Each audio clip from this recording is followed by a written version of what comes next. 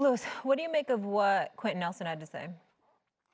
He's trying to say it politically correct. He's not trying to ruffle feathers and have there be a big controversy surrounding the situation, being that he's one of the best players on this football team.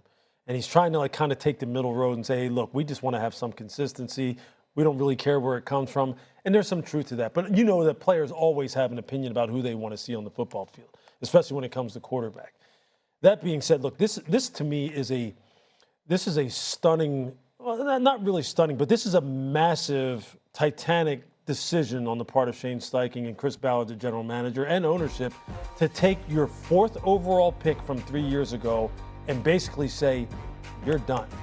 Because what Shane said in reference to that was the fact that he said, look, I don't want to have a short leash here with Daniel Jones. He is the starter for this season, barring something unforeseen happening, which to me means unless Daniel can't go out there because of injury or he plays this horrifically bad, Anthony's not getting another shot at this. His time at the Indianapolis Colts with this regime is done. And Anthony has to accept some responsibility for this, because really what this comes down to trust. That's what it comes down to. It isn't about upside anymore. And as RC, I know, is going to probably touch on this, this is about what the floor is. Yep. And they feel like the floor is lower for Anthony than it is for Daniel Jones.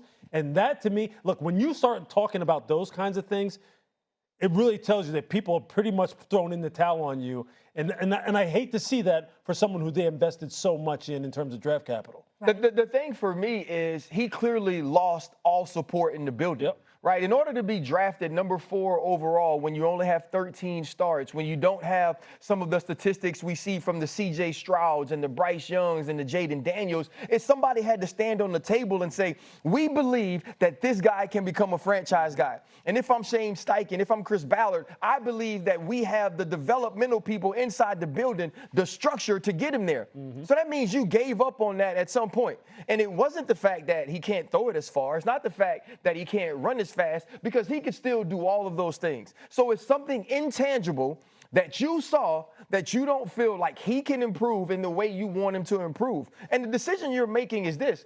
We know who Daniel Jones is. Daniel Jones is not going to be a star. Daniel Jones is not going to be an all-pro player. Daniel Jones is not going to be that dude that Quenton Nelson is asking for that they lost when Andrew Luck retired. But what you're saying is, at least I know what he's going to be. Yeah. At least I know I can strategize this way. I can scheme this way, and he can do that. But to me, that's running away from coaching.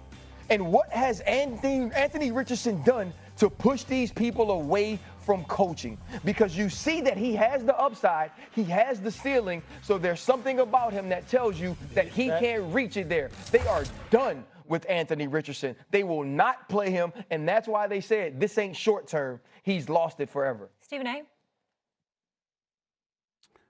When you come into the season as a quarterback who was drafted 4th overall just a couple of years ago, fighting for a starting job, and your opponent is Daniel Jones, and it's still legitimized as a quarterback competition, and you combine that with the biggest raving about you is the fact that you changed your diet and that you're reading the playbook more, you're in a world of trouble.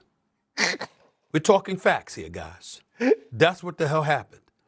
A quarterback that was drafted 4th overall in his 3rd year in the league, that clearly has had his troubles with availability and ability when he's been available, okay, was being raved about because he changed his diet and he was reading the playbook more. Now, this is a guy that's only 3 days older than Cam Ward, the number 1 overall pick for the Tennessee Titans. He's only 3 days older than him. This is a guy that is younger than Caleb Williams and Jaden Daniels. And we're still looking at him and we're saying it's over in Indy. That's a bigger issue, guys. That's not just about potential or lack thereof. That's questioning his football character. Something ain't there, whether it's his work ethic, whether it's commitment to excellence, whether if it's off-season work. I don't know what it is. I'm speculating. I have no clue. RC, you've been traveling all over the damn place. I'm sure you know. I don't know. I'm not pretending to know. I'm simply saying, if we're asking those kind of questions, if that kind of skepticism is associated with this quarterback, they're saying we don't believe in him. And that's horrible to hear of a guy that's only 23 years of age. You know how bad you got to be 23 with that athleticism, and they're basically giving up on you? You know how bad you have to be for that to happen? Floor is yours, Doggy. Well, Do you feel like they're failing him? The Colts are failing Anthony Richardson? I think Ballard took a big reach when I drafted him fourth a few years ago. They needed a quarterback. They obviously had a lot of, Peyton quit and Luck retired. Peyton quit. He was injured. He went to Denver. Abruptly. Luck retired. I mean, they have been looking for a QB for a long time. Steichen had done a great job with Hurts. So they figured they'd get a guy like Richardson, who a running quarterback, came out of the, laying the weeds, only made 13 starts at Florida. So they took a reach. They took a chance. I don't blame the franchise for taking a chance. They made him the fourth pick in the draft. It's his third year. Steichen has to win. Jones, say what you want, won a playoff game in Minnesota where he played great in the game. Him and Barkley when they beat the Vikings. Yep. So he has shown you in a certain spot that he can be a factor in a big playoff game, and Richardson hasn't. So they decided to cut bait. It is. And it's just football. He got there. He had 3 starts. He took himself out of a game. He was very erratic. They decided to go in a different direction. Yeah, there is a tidal wave of things that leads the front office, an organization, to making this kind of decision. And it always does come down to football character in these kinds of situations. You don't give up on guys with this kind of talent unless there are things that you just truly believe will not allow him to ever reach what his ultimate potential is. That's why you drafted him in the first place. You drafted him because you thought, okay, we have the structure and we think he has enough of the football character to take this natural-born ability of his and have it parlayed into him being an all-pro type of quarterback. And they missed. They missed, and it's going to be a big problem because people are going to lose their jobs over this. Because you're right, they're not going to win because of Daniel Jones. Yeah. They're not going to win because of him. They may feel as though that they may not lose because of him, but they're not going to win because of him, and their upside is going to be capped with him. I do believe that. And people are going to lose jobs over this. But I think that's what Shane Steichen is saying, right? Like, let me get to next season. That Anthony Richardson is not our guy. Whether Anthony Richardson can't learn it, whether Anthony Richardson refuses to learn it, whether Anthony Richardson refuses to work on the mechanics that make the easy throws, whatever it is, he's doing something where they gave up on him. And when a quarterback fails, for the reasons you could have predicted that he would fail, to me, that's on the organization. Because if I know you haven't had enough starts, if I know that you're injury prone, if I know that there is a lack of work ethic or whatever it is, then it's my job to fill those spaces for you.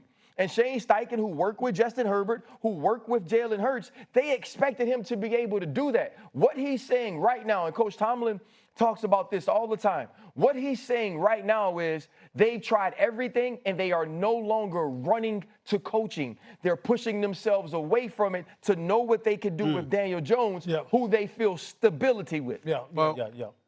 RC, I'll push back on you on this one point.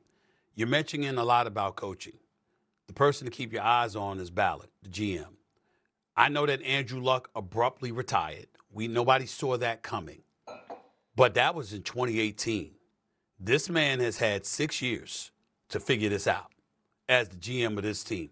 And I'm looking at this guy, Jacoby Brissett, Phillip Rivers, Carson Wentz, Matt Ryan, Anthony Richardson, and now Daniel Jones. He will be the 6th different Week 1 starter for the Indianapolis Colts in the last 7 years. It's hard to survive. I mean, at some point in time, you are the executive. Yep. You got to figure this out. And it ain't like this happened last season. This was in 2018. You got to figure this out. You got to find your team a quarterback. That's Ballard. And the thing is this, Anthony Richardson, this is on you.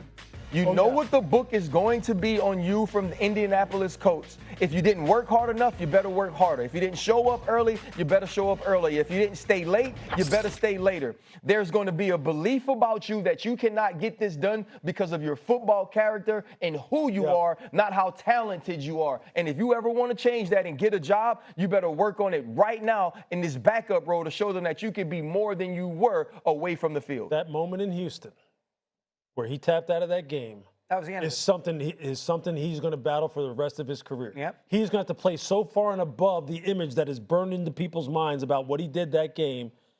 Like, here it is. Yeah. I mean, look, I think we kind of like unanimously said this. In all of our history, we've never seen this happen before, a quarterback do that. I mean, he may do that because he's hurt, but not because he's tired. That is what he's going to be battling for the rest of his career. We'll leave it there. When we come back here on First Take, more NFL to get into. With getting Rodgers in Pittsburgh comes more pressure for Mike Tomlin. Is he the coach under the biggest microscope to win this season? Plus, it's our favorite segment of the week, First Take fam. And look what at are you this. mad about, Mad Dog?